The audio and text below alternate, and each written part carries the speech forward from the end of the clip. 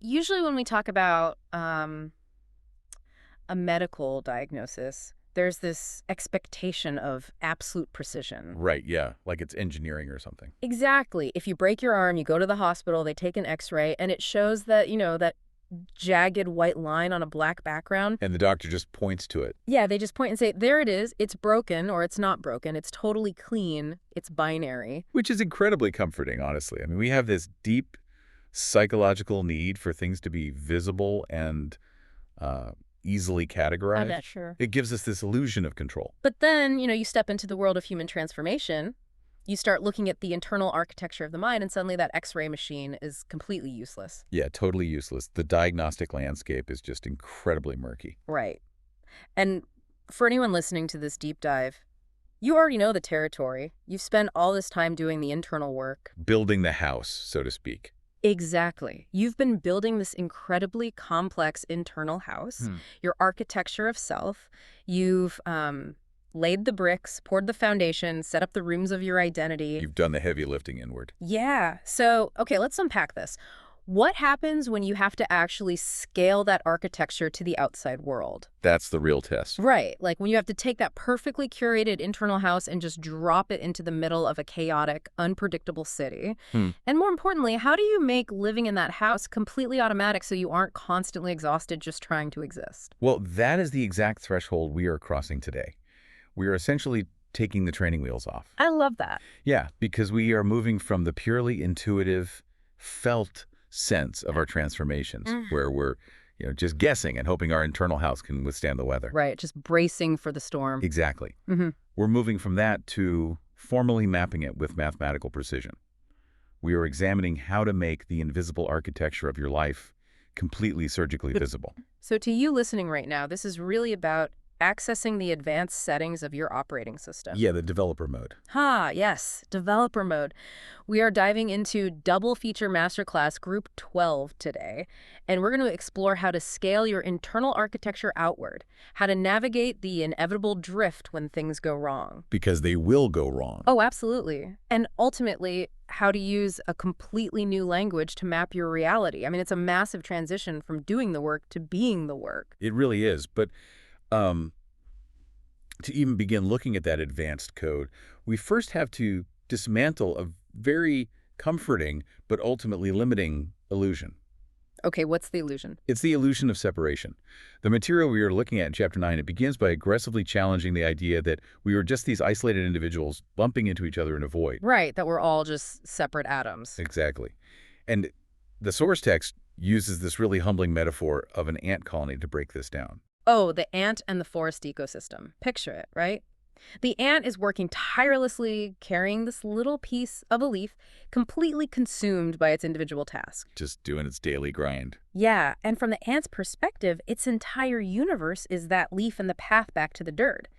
The ant doesn't consciously know it's part of a colony. Right. And if we connect this to the bigger picture, if we zoom out, the colony, which operates as a superorganism, it doesn't know it's part of a larger forest ecosystem. Wow. Yeah. And the ecosystem doesn't know it's part of the global biosphere. They are nested systems. And human patterns operate on the exact same fractal logic. Fractal logic. Okay, so meaning what exactly? Meaning the patterns you run at the microscopic level of your own nervous system, they do not stop at the edge of your skin. Wait, really? So the way I handle a moment of anxiety while I'm just sitting alone in my car, that is fundamentally connected to how my entire company operates? Without a doubt. Yeah. Yes. Your personal patterns, how you handle stress, how you communicate, how you tolerate ambiguity, they become relational patterns the moment you interact with your partner or a friend. Right, because I'm bringing that energy into the room. Exactly. And those dyadic relational patterns become organizational patterns when you step into your workplace. Ah, I see. And those organizational patterns scale up to become cultural and ecological patterns. Yeah. You are a node in a massive vibrating network. That is wild to think about. If your internal code is fundamentally reactive, you are exporting that reactivity to every single network you touch. Which brings us to the core terminology the source material uses to define this code. Let's decode this a bit because, at first glance, these acronyms look like a calculus textbook. They really do. But they represent a massive, tangible shift in how you live your life. So let's start with the default setting for most of humanity, R1V. Right. responsive variable 1. Yeah. Decode that for us. Okay, so in the R1V equation, the external world, so your boss's mood, the fluctuating economy, the algorithm on your social media feed, that external stuff is the 1. The constant. Yes, it is the constant. It is the solid, unmoving center of gravity. And you are the variable, the V. Oh, wow. So you're just reacting. Exactly. You were just responding. You wait to be chosen. You constantly shift your shape, your boundaries, and your energy to fit whatever container the world happens to provide that day. I mean, that sounds incredibly exhausting. It is the fast track to burnout. Because when you're operating an R1V, your primary internal monologue is always some variation of, why is this happening to me? Or what do they need me to be right now? Yes, you're a chameleon, but not by choice. It's a survival reflex. Right. You define your worth through external validation, constantly reacting to the weather of the room. And the upgrade to that, the actual structural shift we are talking about today, is AV1. Autonomous variable 1. Exactly. This is the profound inversion where you hold the position of 1. You become the center of gravity. Okay, so I am the constant now. Yes. You are grounded in your own foundation, your own values, your own energetic capacity.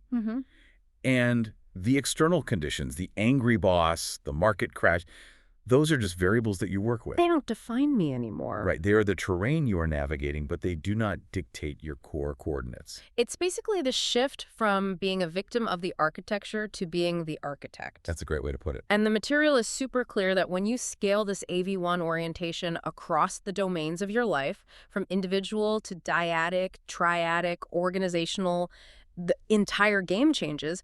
You stop asking, why is this happening to me? And you start declaring, given this terrain, what do I want to create? Exactly. But let me push back here a little bit. Sure. Because grasping this conceptually is one thing, but living it is another. I mean, it is so easy to hold this position of 1 when you're alone in a quiet room, drinking herbal tea or meditating. Oh, of course. Zen is easy in a vacuum. Right.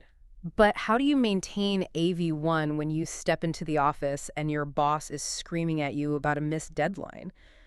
The pressure of the world is literally designed to force you back into being a responsive variable. Well, it's the difference between being a thermometer and a thermostat. Okay, I love this analogy. Break that down. So a thermometer is the ultimate R1V. It just hangs on the wall and reacts. Yeah. If the room is hot, the mercury goes up. If the room is cold, it goes down. It has absolutely no agency. It just reflects the external chaos. Yeah, exactly. But a thermostat holds the position of 1. It reads the room. It acknowledges the heat or the cold. It doesn't ignore reality, but then it references its own internal setting. It says, I understand the room is currently 90 degrees, but I am set to 72 degrees. And it actively engages the system to alter the environment. That is so powerful, setting the temperature instead of just reflecting it. And to actually become that thermostat, the text introduces something called the ripple practice. The ripple practice, right? Because maintaining AV1 under pressure is not about becoming a rigid, emotionless wall. The ripple practice is about conscious participation in those fractal systems we just talked about. Tracking the waves. Yes. It asks you to constantly track the energetic waves you are sending outward. So in that meeting with the screaming boss, the ripple practice is that split-second internal pause where you ask yourself a question. Like, what am I putting into the room right now? Exactly. You ask, if I meet this aggression with defensive aggression, what pattern am I feeding into the organizational network? Right, you're just matching their heat. But if I hold my center and respond with firm clarity, how does that alter the temperature of the room? It's recognizing that your internal coherence isn't just a personal wellness goal, It is a systemic necessity. If you are at war with yourself internally, you will inevitably create war externally. You export your internal state, always. So the ripple practice is basically the mechanism for making sure your internal code is clean before it compiles into the real world. That's exactly it. Right. But then but that level of conscious participation requires an immense amount of cognitive load. Oh, I can imagine. Tracking every ripple, constantly monitoring your status as a thermostat. I mean, it's heavy lifting. Which is the perfect bridge into the next phase of the material, Chapter X, because it asks the exact question we are all thinking right now. How do you sustain this without burning out? Exactly. If I have to consciously monitor every ripple I send out into the universe, my brain is going to fry. I cannot live my entire life in constant self-monitoring mode. No one can. The human nervous system simply cannot support that level of hypervigilance indefinitely. Right. And that brings us to the profound transition from doing the architecture to being the architecture. Here's where it gets really interesting. It does. The text introduces us to an archetypal figure called the traveler. And we meet the traveler sitting in a cafe at month 24 of their journey, reflecting in their journal. So they are looking back at 2 solid years of practicing this AV1 framework. And the realization they have is striking. The traveler notes, let me remember that, quote, catching RO1V patterns used to take hours, sometimes days of agonizing over a conversation. Now I notice the moment they start. Sometimes I feel the contraction before the pattern even fully forms. Yes. It's this incredible moment of shifting from a conscious, effortful practice to a completely unconscious reflex. It's just baked in at that point. It is the defining marker of true mastery. The architecture is no longer a tool you pick up and put down. It is literally the lens through which you see the world. Wow. And to understand the mechanics of how we get to that cafe at month 24, the source material breaks down the psychological progression of learning into the 4 stages of mastery. Let's really dig into these 4 stages because understanding this map is incredibly validating. It really is. So many people feel like they are failing at their own growth when in reality they are just in the messy middle of this progression. Yeah, people are too hard on themselves. So stage 1 is unconscious incompetence. I know what I don't know. The ultimate blind spot. Exactly. In the context of our deep dive, this is a person running pure survival patterns completely blindly. They are living as a responsive variable, a thermometer reacting to everything. Yeah. They're chronically burned out, their relationships are volatile, and they genuinely have no idea why. They lack the fundamental vocabulary to even describe the invisible systems running their lives. It's like they are living entirely in the user interface, staring at the desktop icons, completely oblivious to the massive operating system humming underneath. Perfect analogy. But then something shifts. They get exposed to new material. They listen to a deep dive like this one. They read a book. They engage with a new community. They start doing the internal work. And they transition into stage 2. Conscious incompetence. I know what I need to learn, but I can't do it yet. And this is where the friction begins. Stage 2 is, without question, the most painful and frustrating stage of the entire journey. Oh, is the worst. Because you suddenly have the vocabulary. You can see the gap between your reactive reality and the AV1 ideal. Right. You can see the peak of the mountain, but you're still in the swamp. Yes, you understand what holding your center means conceptually, but applying it in real time feels impossibly clunky. When your partner triggers you, you know you shouldn't react defensively, but your nervous system just hijacks you anyway.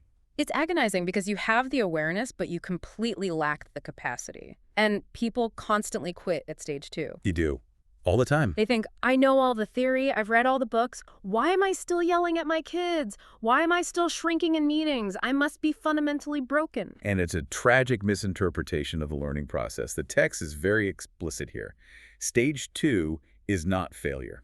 Say that again for the people in the back. Stage 2 is not failure. It is the crucible of learning. The sheer discomfort of the gap between knowing and doing is the actual mechanism of transformation. The friction is the work. Exactly. If you can tolerate that friction, if you just keep running the reps, you eventually break through to stage 3.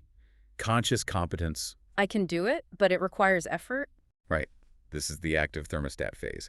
You can hold your boundaries, but it takes bandwidth. You have to take a deep breath before you speak. You have to actively rehearse the conversation in your head. You probably have to set alarms on your phone to remind yourself to check your posture and your breathing. Totally. The architecture works. You are holding the position of 1, but it requires your full, undivided, conscious attention. Which brings us to the final destination, stage 4. Unconscious competence. This is the traveler in the cafe. Month 24. Yes. Alignment is no longer an activity. It is your baseline operating system. Your nervous system has completely integrated the new structures. You don't have to think about it anymore. Right. You don't have to consciously think about holding a boundary. Your body naturally asserts it because your identity has fundamentally shifted. And there is a wild paradox to mastery that happens at stage 4. Because the competence feels so incredibly normal and integrated, you actually forget how far you've come. You really do. You forget the agony of stage 2. It's the classic experience of learning to drive a manual transmission car. Oh, think about the physical and cognitive overload of those early driving lessons. Yes. When you first learn to drive stick, that is peak conscious incompetence. You are acutely aware of the clutch, the brake, the gas, the gear shift, the steering wheel, the mirrors. It's terrifying. You are staring at your feet. You are grinding the gears. The car is bucking and stalling in the middle of a busy intersection. Your brain is maxed out. Overload? Then you hit conscious competence. You can drive the car smoothly, but the radio has to be completely off. Yes. Total silence required. Nobody in the passenger seat is allowed to speak to you. You are actively narrating the process in your head. Okay, clutch in, shift to third, slowly ease off the clutch, feather the gas. The bandwidth is entirely consumed by the mechanics of the task. There's Yeah. no room for anything else. But eventually, if you drive a manual long enough, you reach unconscious competence. You drive all the way home from work in rush hour traffic, shifting gears hundreds of times. Meanwhile, you are having a deep philosophical conversation with your passenger, or you are completely lost in a song. And when you pull into your driveway, you literally cannot remember shifting gears a single time. It's magic. The architecture of driving has become entirely automatic. Exactly. The nervous system took over the mechanics so the conscious mind could engage with the higher level experience of the journey. Right. And to help you diagnose if you are actually arriving at this level of unconscious competence in your own life, the text moves past vague feelings and outlines 5 highly tangible signs of embodied mastery. This is a great checklist. Let's look at the first one. Boundaries happen as a reflex. This is huge, because in the past, setting a boundary might mean 3 days of agonizing internal negotiation, drafting an email 10 times, and feeling a massive adrenaline spike when you finally hit send. We've all been there. But at stage 4, if someone crosses a line, your body just gently and immediately says, no, that doesn't work for me. And it has the exact same emotional charge as telling a waiter you don't want sparkling water. Wow. It's just a reflex, no drama. Precisely. Which leads to the second marker, decision-making clarity. Ah. When you are deeply anchored in AV1, decisions stop being these torturous pro and con list exercises. Yeah. Because your values are entirely integrated, the right choice often reveals itself instantly. You aren't weighing external opinions. You are just aligning with your internal coordinate. Exactly. The third marker is managed energy. Respecting your own capacity becomes as natural as breathing. You don't push yourself to the point of utter collapse and then take a mental health day to recover. Right. You naturally modulate your output. You leave the party when you're tired. You decline the meeting when you're late to school. It's not a forced discipline. It's just self-preservation operating seamlessly. The fourth sign is crucial, and it's where I think people often misunderstand mastery. Shorter slipbacks. Yes. Let's zoom in on this one. Because this raises the ultimate real-world question. What happens when life throws a massive, unavoidable curveball? A health crisis, a sudden job loss, a betrayal? The real heavy stuff. Do you just stay perfectly zen? How do we avoid slipping all the way back to stage 1, back into that unconscious, reactive survival mode when the terrain gets violently unpredictable? The source text is intensely pragmatic about this. It introduces the crisis resilience protocol and the integration inventory. Okay, what do those do? Well, the core truth we have to establish here is that mastery is not perfection. It is not an impenetrable shield against human suffering or reactivity. Mastery is the capacity to recover from fragmentation faster each time. So you're still going to stall the car at the traffic light occasionally? Yes, life will still break you open. The difference is the structural integrity of the house you've built. Right. When a storm hits, a poorly built house collapses into a pile of rubble. An architecturally sound house might lose some shingles, it might flex in the wind, but the foundation holds. So when you inevitably slip back into R1V, when you find yourself reacting defensively to a harsh email or shrinking in a room full of intimidating people, you don't spiral into shame? Exactly. Slipbacks are treated as data, not as character flaws. You run the protocol. You notice the drift. I'm operating as a responsive variable right now. You consult your inventory. What values have I disconnected from? And you adjust. And the timeline is what changes. In stage 2, a slipback might have sent you into a month-long depressive spiral. Right. In stage 4, you catch it, process it, and recover your center by the end of the afternoon. That shortened recovery time is the mastery. And the fifth and final sign of embodied mastery is natural presence. Here becomes your home. You aren't constantly projecting into the future with anxiety or dragging the past behind you with regret. You don't have to force yourself to be mindful. Your default state is to just be engaged with the reality occurring right in front of you. Okay, so let's look at where we are in this journey. We've scaled the architecture outward. We've moved through the stages of learning to make it an automatic reflex. We know how to handle the inevitable slipbacks without burning the house down. Right. And this brings us to a really beautiful, pivotal transition in the material, the interlude. We are stepping out of Chapter X and standing at a threshold. The text describes this as the transition from the foyer of understanding into the house of being. I love that phrasing. It's great. The scaffolding of the first 31 chapters of the broader journey is coming down. The text explicitly calls for a moment of reflection here, in a section appropriately titled Review 1. It's an invitation for you listening to just take a breath, look at the immense value of what has been constructed in this internal house. We really should review the core pillars. We've mapped the anatomy of presence. We have installed the 4DP framework. For those who might need a refresher, the 40P is the foundational compass: target, truth, totally, and title. Let's break those down real quick. Target defining exactly what you're aiming for. Right. Truth, the sobering reality check of your current constraints. Totally. The somatic, full-body commitment to the path. And title, naming the identity or the phase you are stepping into. Yes. And alongside the 4DP, we've understood the spiral of becoming. Ah, yes. The realization that growth isn't a straight line, but an iterative loop. Right. We continually return to the same lessons, but at a higher elevation of understanding. We have the felt sense of alignment deep in our bones. We aren't just inhabitants of this life anymore. We are the architects. But this raises an important question. Okay. If we have embodied all of this, if we have built the house, we know how to live in it blindly, what is left to do?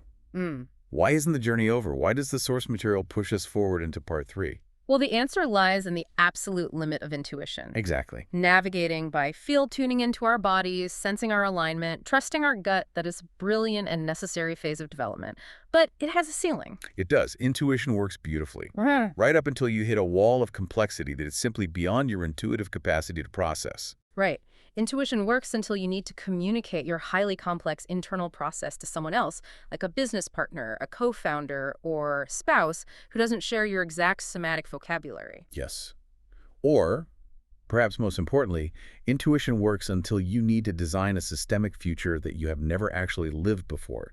You cannot intuitively navigate a map that hasn't been drawn yet. Oh, that's a mic drop moment right there. You cannot intuitively navigate a map that hasn't been drawn yet. So to take all this profound inward cultivation and turn it into outward contribution to design scalable systems, businesses, and complex relationships, you need a new, precise language. Which perfectly sets up the crossing of the gateway into part 3. We are leaving the realm of pure feeling and entering the realm of formalization. We are entering metamatics. Metamatics. So what does this all mean? Metamatics, I mean, it sounds like a concept from a high-concept sci-fi novel. The math of meta? Are we literally pulling out calculators and graphing paper here? The terminology is intentionally disruptive, but let's demystify it. Metamatics is not arithmetic. We are not calculating prime numbers or doing long division. Good, because I'm terrible at math. You're safe. Metamatics is a formal architecture that makes the invisible process of human transformation visible, mappable, and designable. It is taking the profound, often nebulous wisdom of your emotional embodiment and operationalizing it. It's like sheet music. Sheet music. Tell me more. Think about it. Before sheet music, a melody only existed in the ether or in the physical memory of a single musician.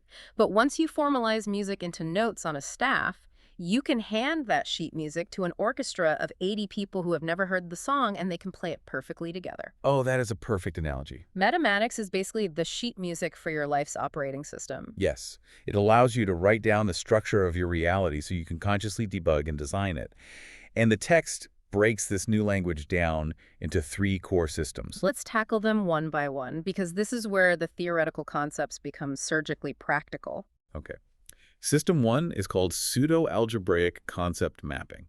This is the core notation system. It allows you to map the relationships between abstract concepts using a very specific formula. It's written as A over B, then that circle plus sign, and then C over D. The AB plus CD equation. Exactly.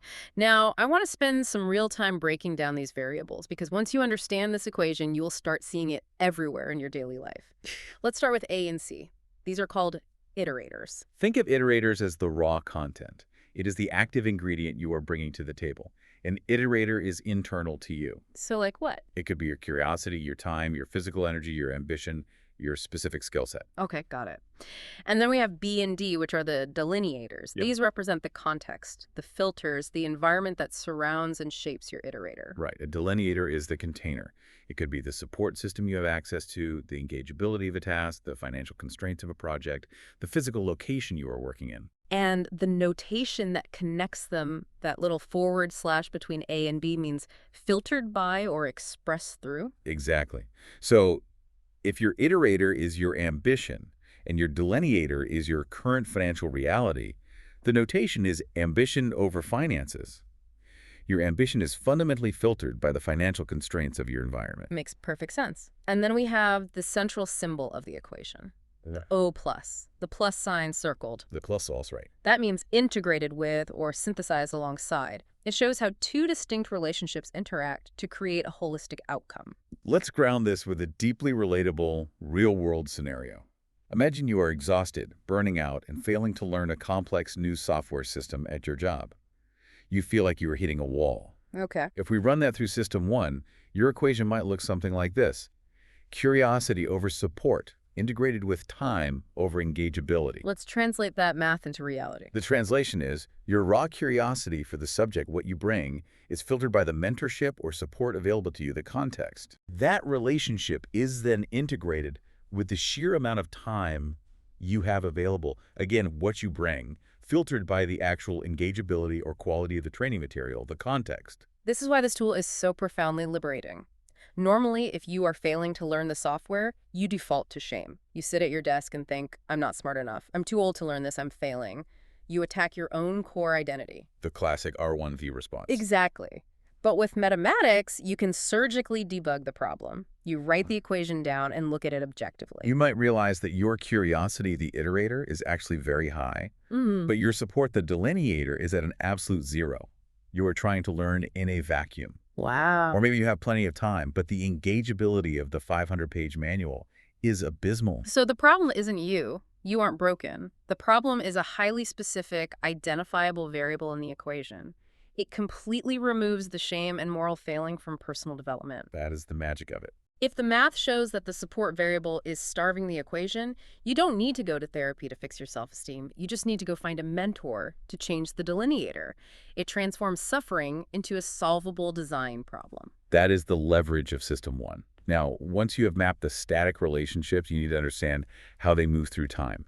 That is System 2, the 11-step operational flow. Okay, map versus vehicle. Yes.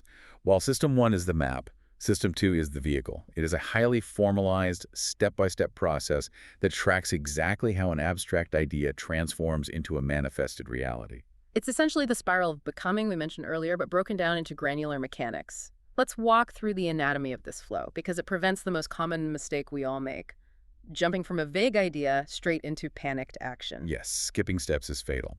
System 2 starts at Step 1, the event atom. The event atom, the fundamental seed. It is the initial spark of inspiration, or the core friction you are trying to resolve. But as you noted, you cannot just take the atom and execute it. You must move to Step 2, which establishes duality. Establishing duality, so recognizing the tension. Exactly. You have to recognize the complementary forces at play. If your event atom is launching a new business, the duality might be the tension between immense creative vision and harsh financial constraints. From there, you move through the intermediate steps. You cultivate synergy between those dualities. You build the architecture, the actual container for the work. You move into resourcing, gathering the iterators and delineators you mapped in System 1. Right. And only after all of that structure is built do you reach activation and execution. So methodical. And even during execution, the flow includes specific steps for calculation, navigating the inevitable drift we discussed in Chapter X before finally moving to the elaboration, harvesting the results, integrating the lessons into your nervous system, and arriving at Step 11. Comprehensive comprehension. Yes. This is the state where the new reality has reached unconscious competence. Every single phase has a distinct purpose. It forces you to respect the physics of transformation. Which brings us to System 3, which is arguably the most crucial safeguard in the entire mathematics framework. If you ignore System 3, everything you built in Systems 1 and 2 will eventually crush you. Yes, it will. It's called the inversion kick. The inversion kick is an alternating principle designed to prevent cognitive tunnel vision and nervous system burnout. So how does it work? The rule is strictly defined. If you are personally managing the content, if you are deeply engaged as the iterator, down in the weeds, passionately doing the actual creative or emotional work, you must let an external system, a trusted persona, or an established principle, manage the context, the delineator. And it works in reverse, too. If you are obsessing over managing the context, coordinating the environment, adjusting the timelines, maintaining the boundaries, you have to let go and allow the content, the people, or the raw material to flow naturally without micromanaging it. Exactly. You cannot manually control both the iterator and the delineator simultaneously. Let's build an analogy for this, because the abstract mechanics need to be grounded. Think of a high-end restaurant kitchen. Okay, the chef in the kitchen, let's run with it. If the executive chef is obsessively, meticulously chopping the vegetables, tasting the sauces, and searing the meat themselves, they are fully immersed in the content.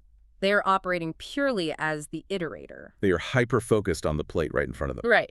If they are doing that level of deep work, they absolutely cannot also be manually adjusting the flame on the stove, running out to the dining room to seat the guests, checking the ambient temperature of the restaurant, and managing the payroll. That is the context. That is the delineator. If the chef tries to be the knife, the meat, the oven, and the maître d'hôtel at the exact same time, the system violently collapses. They will literally burn the kitchen down and likely suffer a nervous breakdown in the process. Totally. They need a system, a high-quality oven with a reliable thermostat, a skilled sous chef, a front-of-house manager to handle the context, precisely so the chef can safely lose themselves in the content. And the inversion kick happens when the chef steps back from the cutting board to become the expediter. Now, they are managing the context, they are calling out orders, checking the flow of the room, reading the tickets. And when they shift into managing the delineator, they have to trust their line cooks to handle the iterator, the actual cooking. They have to let go of the knife. The inversion kick is the profound realization that you cannot be the knife and the oven at the same time. You have to alternate. This is what prevents the burnout we talked about earlier. Yes. By formalizing this rule, Metamatics gives you absolute permission to let the systems you've built carry half the load. It ensures your position of one remains dynamic and fluid rather than rigid and exhausting. This entire transition into metamatics proves the unbelievable power of formalization.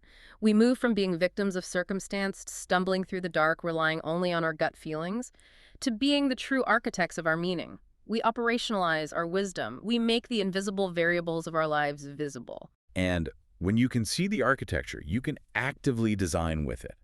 You can predict where a project will fail before it even starts by mapping the variables. You can design a relational dynamic with your partner that fosters deep connection by ensuring your iterators are meeting healthy delineators. It provides profound, almost godlike leverage over your own reality. It really does. We have covered a monumental amount of ground in this deep dive. Let's do a final synthesis to pull all these complex threads together. We started by exploring the necessity of scaling our identity outward, moving out of the reactive victim state of R1V and holding our sender as an autonomous variable 1. And we recognize that through the ant colony metaphor, our personal coherence ripples outward to affect the fractal systems of our world.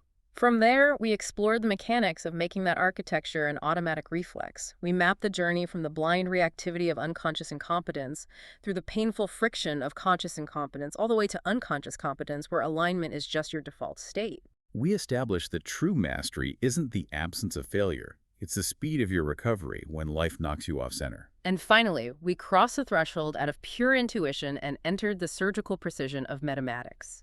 We learned a new language to map our reality using pseudo-algebraic equations. We tracked the 11-step flow of transformation, and we instituted the inversion kick to protect our nervous systems from burnout. It is a complete holistic journey from feeling to formalization. And to you, the listener, we want to offer a highly specific call to action today. Do not try to map your entire life by tonight. Just pick one relationship, one frustrating project, or one current challenge in your life right now. Grab a physical piece of paper and try to view it as a System 1 equation. Ask yourself, what are you bringing to this situation? What is your iterator? Is it your time, your energy, your specific desire? And what is the environment providing or demanding? What is the delineator? What are the constraints, the level of support, the physical location? Right. Write those two things down with a slash between them. Look at the relationship objectively. Where's the friction? Is your iterator being starved by a toxic delineator? Debug the math. Just that one simple act of formalizing a frustration can completely change your relationship to it. And as we wrap up, I want to leave you with one final, lingering thought drawn directly from the text's conclusion on the nature of mastery. It's a helpful thought. The source material reminds us, you are not separate from the transformation. You are not just achieving mastery, you are becoming mastery itself. Wow. The math of your life is not a static equation carved in stone. It is a living, breathing algorithm that is constantly updating with every choice you make. And the remote control, the absolute admin access to the code, is literally in your hand. The architecture is alive, and so are you. You've built the internal house. You know why the X-ray machine fails, and you now have the exact blueprint to map the invisible. So the only question left to answer is, what will you code tomorrow? Thank you so much for joining us on this deep dive. The source code is wide open for you to explore. We'll see you next time.